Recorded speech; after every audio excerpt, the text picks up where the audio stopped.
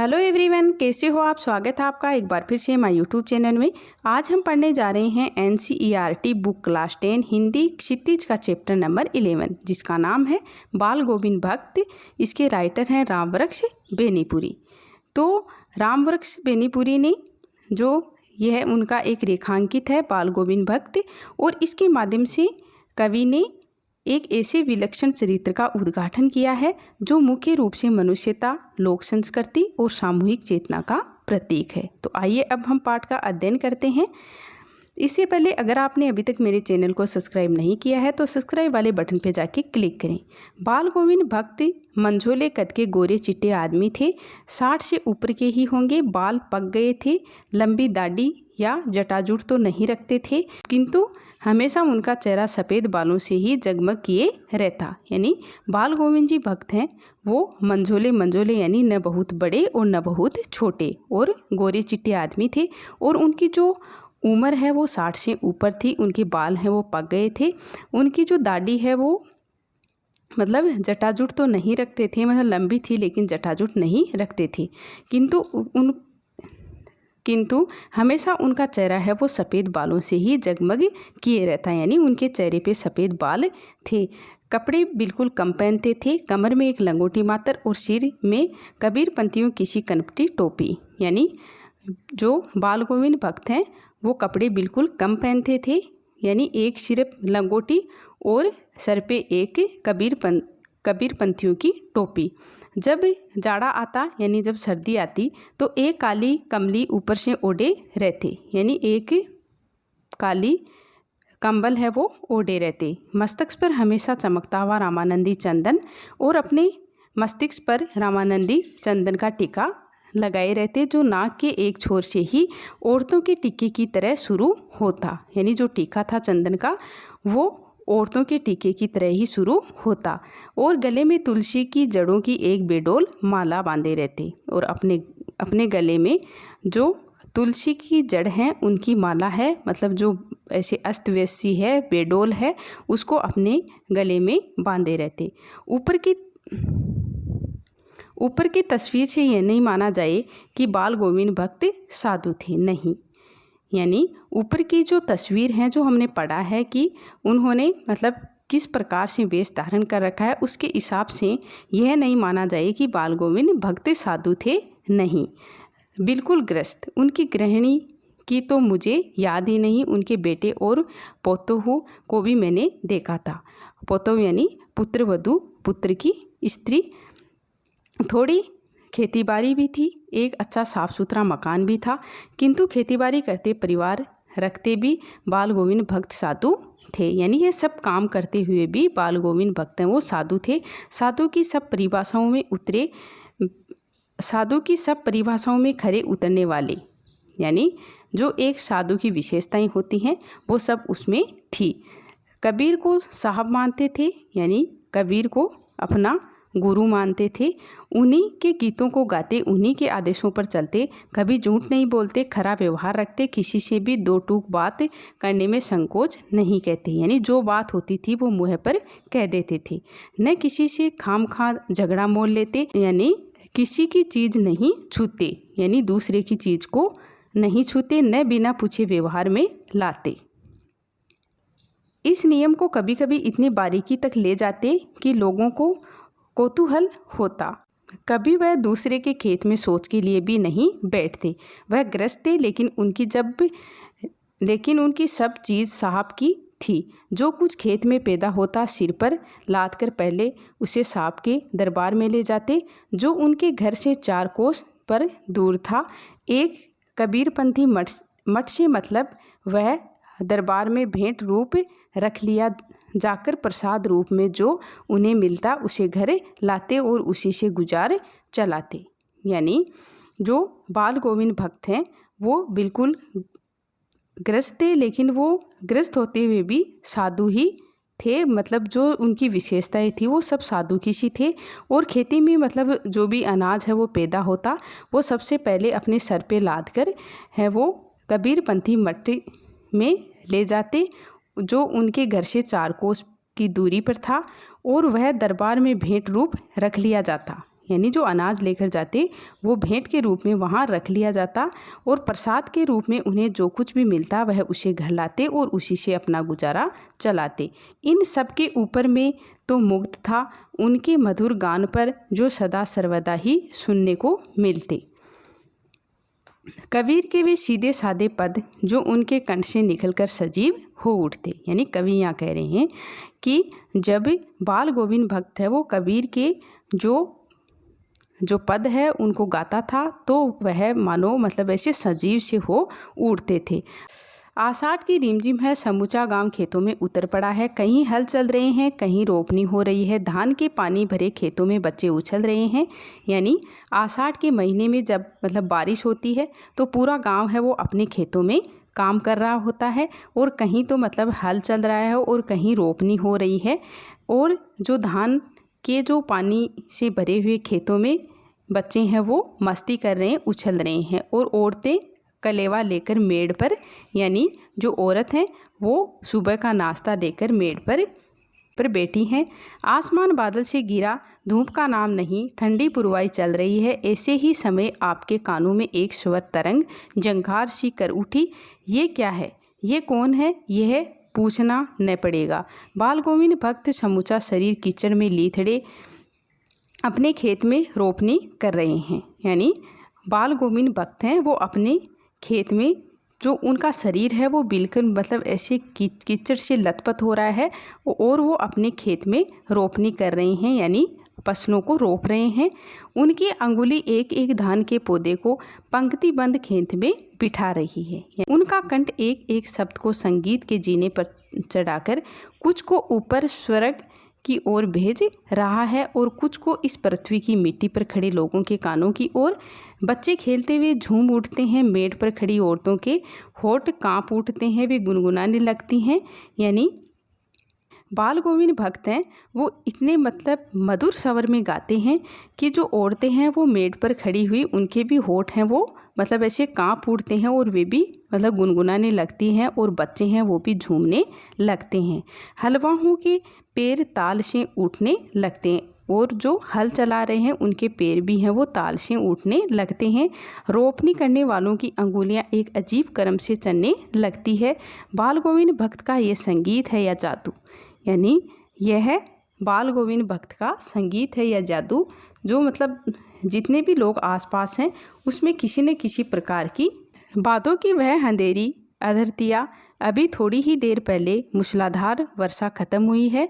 बादलों की गरज, बिजली की तड़प में आपने कुछ नहीं सुना हो, किंतु अब जिल्ली की झनकार या दादुरों की टरटर बाल गोविंद भक्त के संगीत को अपने कोलाहल में डुबो नहीं सकती।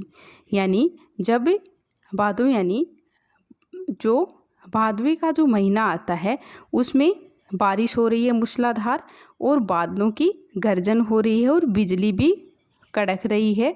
और किंतु अब झिल्ली की झनकार या दादुरों की टरटर, यानी जो मेंढक जो आवाज़ करते हैं बारिश होने के बाद में, तो मतलब ये सब भी बालो गोविंद भक्त के संगीत को अपने कोलाहल में डुबो नहीं सकते। यानी मतलब इनकी जो बालो भक्त हैं उनके संगीत की आवाज़ है वो सबको सुनाई देती है और बहुत ही मधुर लगती है और वो भी मतलब गाने के लिए मजबूर हो जाते हैं। उनकी खजड़ी डिमक डिमक बज रही है और वे गा रहे हैं। गोदी में पिएवा चमक उठे सकियां चिहुक उठे ना। हाँ, पिया तो गोद में ही है किंतु वह समझती है कि वह अकेली है। चमक उठती है, चिहुक उठती है। उसी भरे बादलों वाले भादों की आधी रात में उनका यह गाना अंधेरे में अकस्मात कूद उठने वाली बिजली की तरह किसी ने चौंका देता। यानी बाल गोविंद भक्त है वो इतने मधुर स्वर में गा रहे हैं कि अंधेरे में अकस्मात कूद में उठने वाली जो बिजली की तरह किसी ने चौंका देता है। यानी कौन नहीं चौंकता है। अरे अब सारा संसार निस्तबंधता से में सोया है। निस्तबंधता यानी सन्नाटा, यानी रात के टाइम में बिल्कुल ऐसे सन्नाटा रहता है तो जो सारा संसार है वो सोया रहता है। बाल गोविंद भक्त का संगीत जाग रहा है, जगा रहा है। तेरी गठरी में लगा चोर मुसाफिर जाग जरा। यानी जो बाल गोविंद भक्त का जो संगीत है वो सभी को जगा रहा है, जाग रहा है। यानी बाल गोविंद भक्त हैं वो अपना संगीत गा रहे हैं और सभी को जगा रहे हैं कि तेरी गठरी में लगा चोर, मुसाफिर जाग जरा, कि हे मुसाफिर जागो कि तुम्हारी गठरी में चोर लगा हुआ है।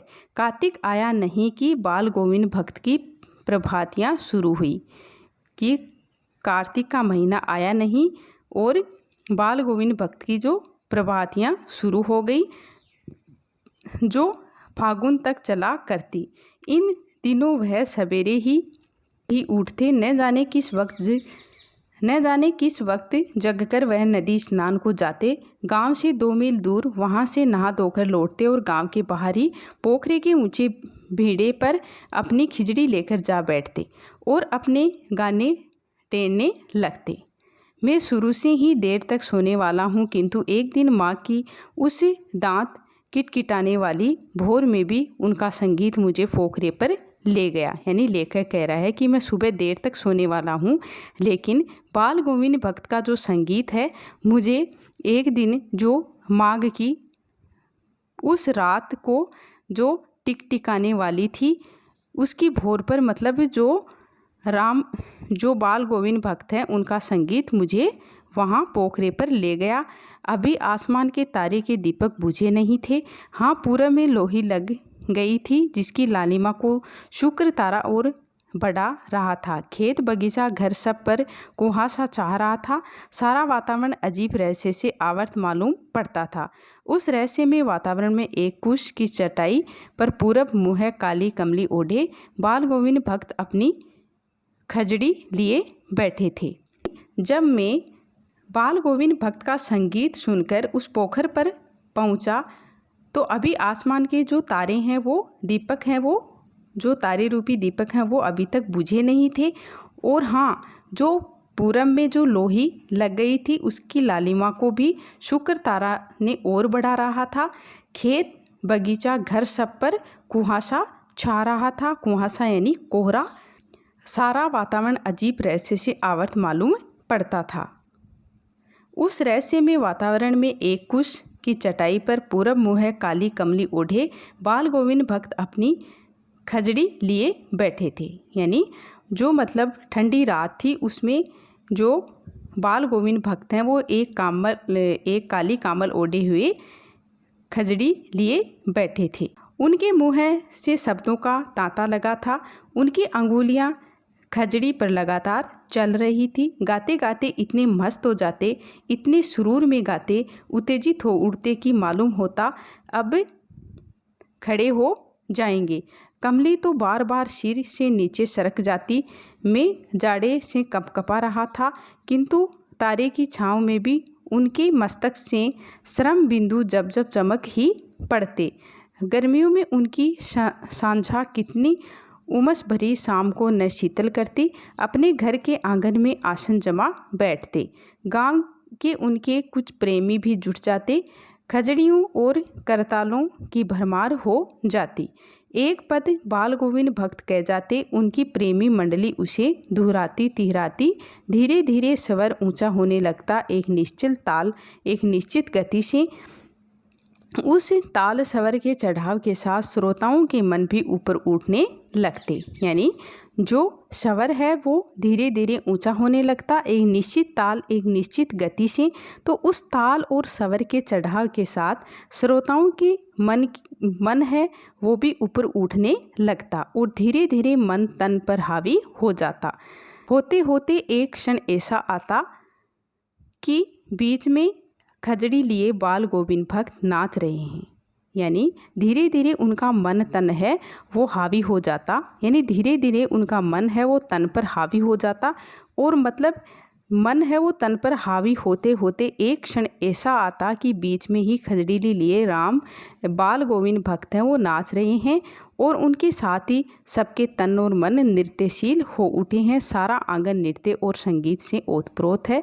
यानी मतलब पूरे आंगन में सब लोग संगीत गा रहे हैं और नाच रहे हैं। बाल गोविंद भक्त की संगीत साधना का चरम उत्कर्ष उस दिन देखा गया जिस दिन उनका बेटा मरा। यानी बाल गोविंद भक्त की जो संगीत साधना है का चरम उत्कर्ष उस दिन देखा गया था जिस दिन उनका बेटा मरा था। इकलौता बेटा था वह, कुछ सुस्त और बोदा सा था, किंतु इसी कारण बाल गोविंद भक्त उसे और भी मानते। उनकी समझ में ऐसे आदमियों पर भी ज़्यादा नज़र रखनी चाहिए या प्यार करना चाहिए, क्योंकि ये निगरानी और मोहब्बत के ज़्यादा हकदार होते हैं। बड़ी साद से उनकी शादी कराई थी। पौतहू बड़ी ही सुभग और सुशील मिली थी। पौतहू यानी जो पुत्रवधू, पुत्र की स्त्री, वो बहुत ही सुंदर और सुशील थी। घर की पूरी प्रबंधिका बनकर भक्त को बहुत कुछ दुनियादारी से निवृत्त कर दिया था। यानी जो उसके पुत्र की जो स्त्री है वह पूरी प्रबंधिका बनकर भक्त को यानी बाल गोविंद भक्त को बहुत कुछ दुनियादारी से निवृत्त कर दिया था। उसने और सबका ध्यान खींच कर ही रहती। हमने सुना बाल गोविंद भक्त का बेटा मर गया।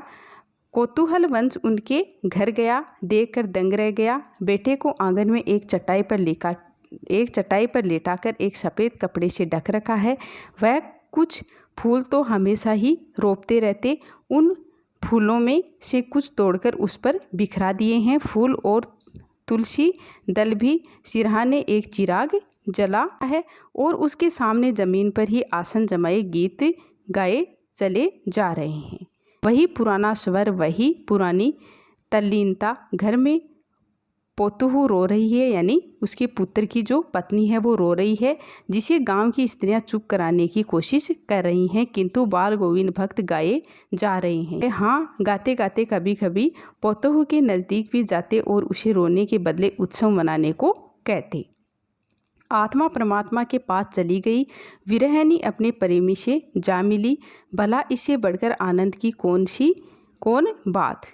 यानी यहाँ बाल गोविंद भक्त वो कह रहे हैं कि जो आत्मा है वो परमात्मा के पास चली गई है और जो विरहिणी है वो अपने प्रेमी से जा मिली है, तो भला इससे बढ़कर और आनंद क्या हो सकता है। मैं कभी कभी सोचता ये पागलपन तो नहीं हो गए, किंतु नहीं, वह जो कुछ कह रहे थे उसमें उसका विश्वास बोल रहा था, वह चरम विश्वास जो हमेशा ही मृत्यु पर विजयी होता आया है। यानी लेकर कह रहे हैं कि मैं सोच रहा था कि ये पागल तो नहीं है, लेकिन फिर जो मेरा विश्वास है वो यकीन में बदल गया और वह चरम विश्वास जो हमेशा ही मृत्यु पर विजय होता आया है।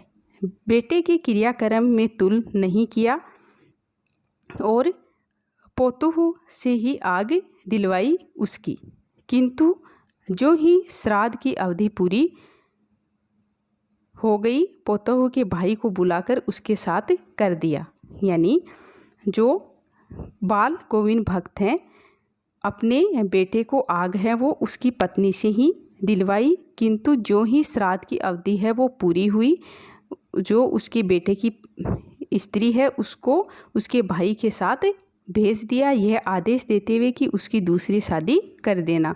इधर पोतहू रो रो कर कहती मैं चली जाऊंगी तो बुढ़ापे में कौन आपके लिए भोजन बनाएगा। लेकिन जो उसकी पुत्रवधू है वह जाने के लिए तैयार नहीं थी। वो कह रही थी कि अगर मैं यहाँ से चली जाऊंगी तो आपके लिए भोजन कौन बनाएगा। बुढ़ापे में बीमार पड़े तो कौन एक चुल्लू पानी भी देगा। मैं पैर पकड़ती हूँ, मुझे अपने चरणों से अलग नहीं कीजिए। यानी वो मतलब उनसे कह रही थी अपने ससुर से कि मुझे आप अलग मत कीजिए अपने चरणों से, मैं आपके पैर पड़ती हूँ। लेकिन भगत का निर्णय अटल था, तू जा नहीं तो मैं ही इस घर को छोड़कर चल दूँगा। यानी तू जा नहीं तो मैं ये घर छोड़कर खुद चला जाऊँगा। यह थी उनकी आखिरी दलील और इस दलील के आगे बेचारी की क्या चलती, यानी उसकी कुछ नहीं चली। बाल गोविंद भक्त की मौत उन्हीं के अनुरूप हुई।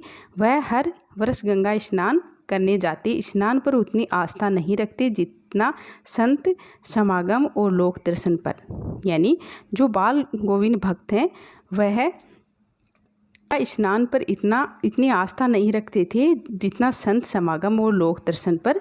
पैदल ही जाते, करीब 30 कोस पर गंगा थी। साधु को संबल लेने का क्या हक और गृहस्थ किसी से भिक्षा क्यों मांगी। अतः घर से खाकर चलते तो फिर घर पर ही लौटकर खाते, यानी मतलब भिक्षा है वो नहीं मांगते। रास्ते भर खजड़ी बजाते गाते, जहाँ प्यास लगती पानी पी लेते, 4-5 दिन आने जाने में लगते, किंतु इस लंबे उपवास में भी वह मस्ती, यानी मतलब आने जाने में 4-5 दिन का टाइम लगता, लेकिन मतलब बिना कुछ खाए हुए भी वह मतलब वही मस्ती। अब बुढ़ापा आ गया था, किंतु टेक वही जवानी वाली, यानी मतलब अब वह बूढ़ा हो गया था, लेकिन जो टेक है वह भी अभी जवानी वाली ही है। इस बार लौटे तो तबीयत कुछ सुस्त थी, खाने पीने के बाद भी तबीयत नहीं सुधरी, थोड़ा बुखार होने लगा, किंतु नेम व्रत तो छोड़ने वाले नहीं थे। वहीं दोनों जून गीत, स्नान, ध्यान, खेती बाड़ी देखना दिन दिन खिंचने लगे, यानी मतलब ऐसे झुंझलाहट सी होने लगी। लोगों ने नहाने धोने से मना किया, आराम करने को कहा, किंतु हंसकर टाल देते। उस दिन भी संध्या में गीत गाए, किंतु मालूम होता जैसे तांगा टूट गया हो, माला का एक एक दाना बिखरा हुआ। भोर में लोगों ने गीत नहीं सुना, जाकर देखा तो बाल गोविंद भक्त नहीं रहे, सिर्फ उनका पंजर है वो पड़ा है, यानी उनका मर्त शरीर है वो पड़ा है। यानी जो बाल गोविंद भक्त हैं, इनके संगीत है वो सबका मन मोह लेने वाले थे। इस तरह से बच्चों, हमने राम वृक्ष बेनीपुरी जी का जो पाठ पढ़ा है, बाल गोविंद भक्त, जिसका शीर्षक है, एक बहुत ही शानदार चैप्टर है, तो आपको समझ में आ गया होगा। अगर आपको मेरा ये वीडियो अच्छा लगा हो तो प्लीज़ लाइक शेयर सब्सक्राइब ज़रूर करें। थैंक यू बच्चों।